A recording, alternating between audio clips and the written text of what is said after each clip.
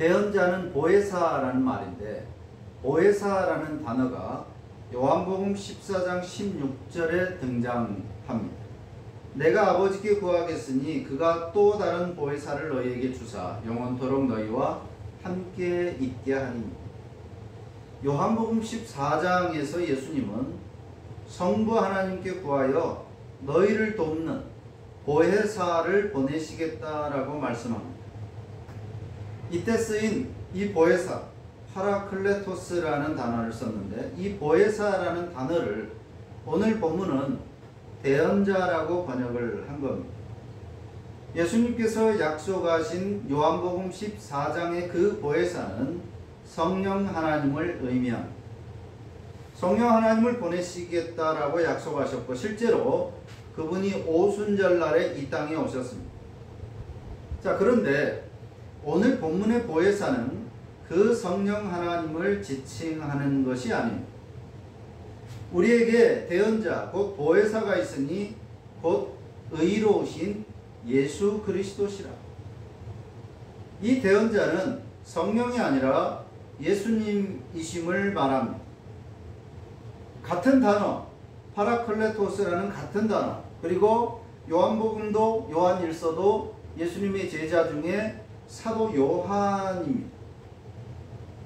같은 단어가 같은 저자에 의해서 요한복음에서는 성령 하나님, 요한일서에서는 성자 하나님을 가리키는 데 사용되었습니다. 저자가 다르다면 다른 의미일 수도 있겠다 싶지만 같은 저자고 같은 단어입니다. 요한복음 14장 16절에 보혜사라는 이 단어에 다른이라는 말이 따라옵니다. 다른 보혜사. 예수님이 나와 다른이라는 의미로 말씀하시는 것입니다. 보내실 성령, 그 보혜사는 나와 다르다. 이때 다르다라는 말은 another, 틀리다라는 different라는 단어가 아니라 another이라는 다른 의미입니다. 즉 동급인데 구분된다는 의미로서의 다른이. 예수님과 성령님은 사과와 야구공 같은 똑같은 모양으로 생겼지만 그러나 전혀 본질적으로 다른 그런 관계가 아니라 같은 사과, 본질적으로 같은 존재라고 하는 것입니다. 예수님과 성령님은 같은 동급, 그러나 구분되는 그런 분들입니다. 그래서 예수님께서는 나와 같지만 다른 그분을 보내시겠다라고 말씀을 했습니다. 따라서 성령님만 보혜사, 즉 돕는 분이 아니라 예수님도 보혜사시라고 하는 것입니다.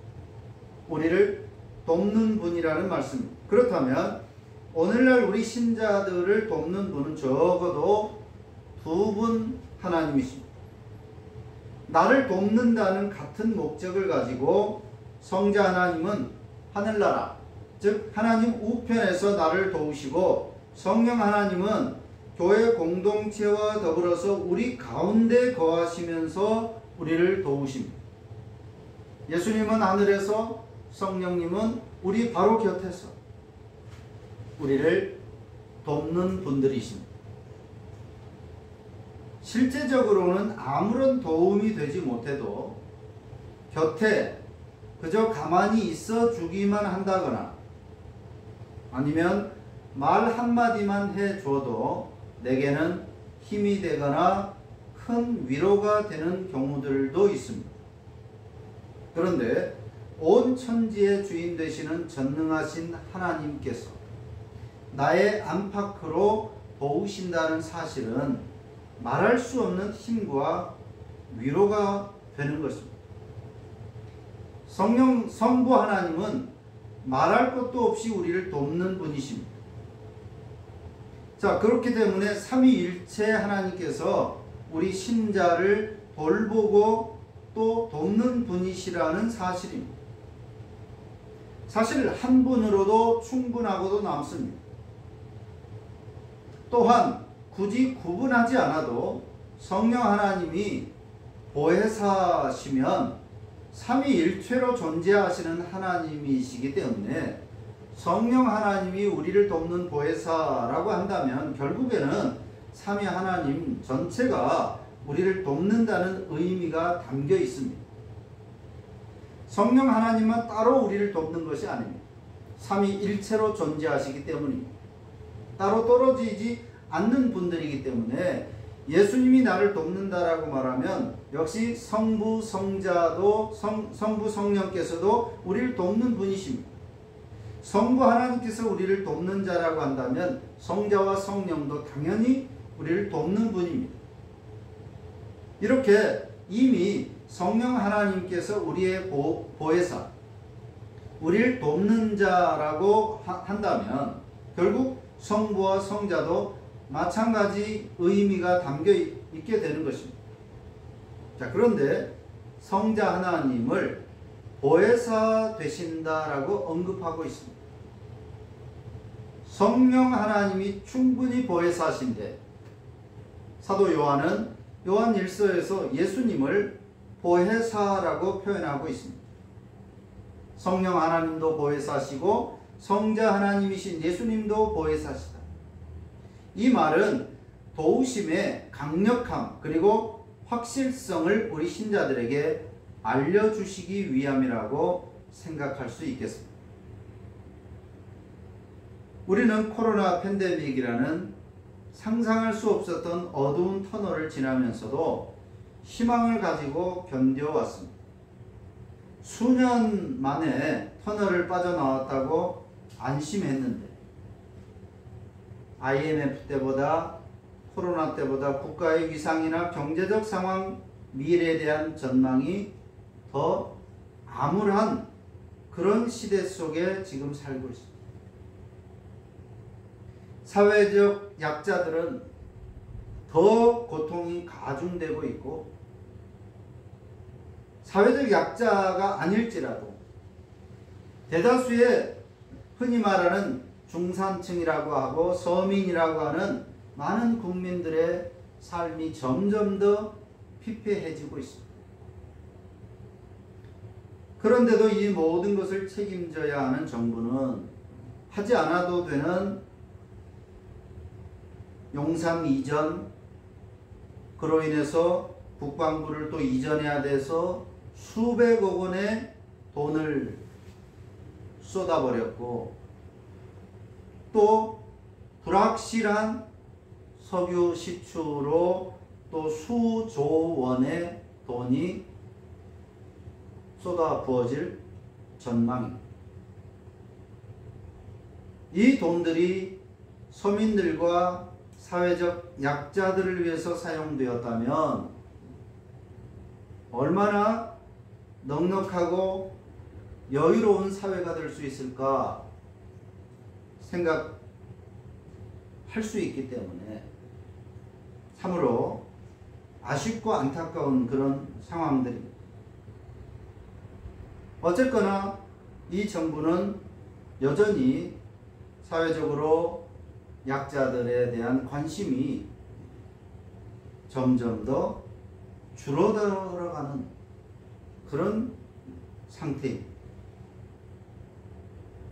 지난 1년 사이에 전세 사기를 당한 피해자들, 또 사회적으로 고립된 많은 청소년들, 악성 민원과 과로에 시달린 교사나 공무원들의 안타까운 자살, 사망 사례가 잇따르고 있습니다.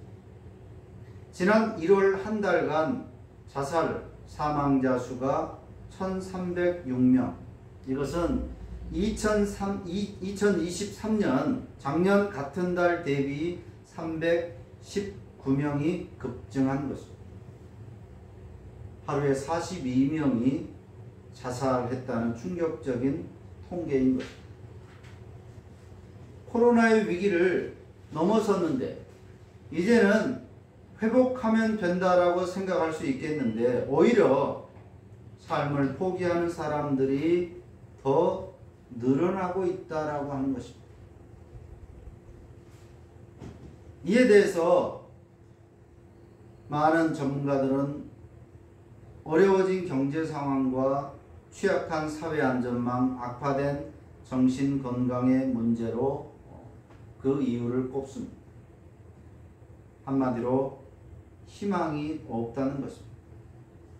이 가운데 남성 사망자들이 급증하고 있는 것은 가정 경제 악화가 사실 이 자살 증가의 가장 큰 요인이 됐을 가능성을 시사해 주는 겁니다.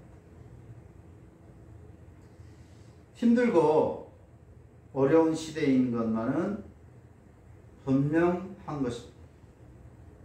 그런데 아무리 힘들고 어려워도 성령 하나님께서 내 안에 우리 가운데 계시며 우리를 돕는다라고 하는 이 사실, 또한 모든 고난을 몸소 겪으심으로써 인간의 삶을 경험적으로 아시는, 체휼하시는 하늘에 계신 성자 하나님 예수님께서 우리를 격려하시고 위로하신다. 이 사실을 우리가 기억해서 힘들고 어려운 상황이지만 그러나 살다 보면 또 살려고 하면 사라진다는 이 사실을 기억할 필요가 있습니다. 사실 문제는 외부의 어려움보다 스스로 무너져 버리는 것입니다. 예수님만 보고 바다 위를 걸었던 베드로가 파도를 보면서 물에 빠져버리는 것을 볼 수 있습니다. 그처럼 오늘날 과도한 SNS 훔쳐보기를 통해서 남들이 어떻게 사는지에 지나친 관심을 기울이면서 비교하다가 스스로 낙심의 파도에 빠져버리는 어리석은 삶이 되지 않도록 해야 하는 것입니다. 사실 타인들의 보여지는 삶은 빙산의 일각일 경우가 많다는 것을 알아야 됩니다. 보여주기를 좋아하는 사람일수록 쇼윈도일 경우가 많다는 것을 우리는 경험적으로 알 수 있습니다. 그러니 보여주기로 작정하고 일부러 노출시키는 그들의 삶, 어쩌면 거짓일지도 과장일지도 모르는 그런 타인들의 삶에 속아서 내 마음을 스스로가 요동시키기보다 항상 그 알 수 없는 불확실성 때문에, 보여지는 것 때문에 내 스스로 마음을 요동시키고 때로 낙심하고 하는 그런 삶보다는 이처럼 분명하고 명확하게 항상 자신을 살피고 자신을 개발하고 발전하는 데 내 시간들과 에너지를 투자한다면 아무리 성난 파도 같은 오늘 세상에서도 그 파도에 집어삼켜지지 않고 자신만의 충분히 만족스러운 삶을 살아갈 수 있다는 것입니다. 하와가 그랬고 가인이 그랬듯 비교는 죄의 씨앗이 될 수 있습니다. 하나님처럼 될 수 있다. 거기에 하와가 넘어갑니다. 동생 아벨과 비교함으로써 충분히 행복하게 살 수 있었던 가인은 동생을 죽이게 됩니다.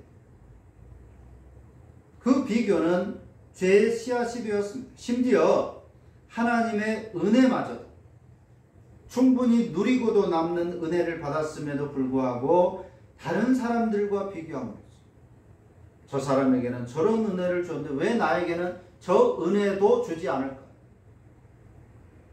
이미 받은 은혜를 돌아보고 감사하고 누리지 않고 다른 사람이 가진 것들에 대해서 욕심을 내므로써 내가 가진 은혜조차도 감사하지 못하는 그런 삶을 산다면 하나님으로부터 받은 은혜 역시도 죄의 원인이 될 수 있는 것입니다.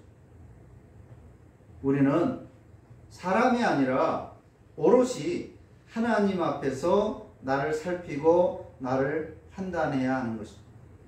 오늘 말씀처럼 성부 하나님은 당연하고 성자 하나님과 성령 하나님이 나의 보혜사가 되셔서 조력자, 돕는 분으로 일평생을 나와 함께 하신다는 이 말씀 앞에서 나의 가치를 판단하고 내 삶을 살아가는 것이 참된 신자의 삶인 것입니다.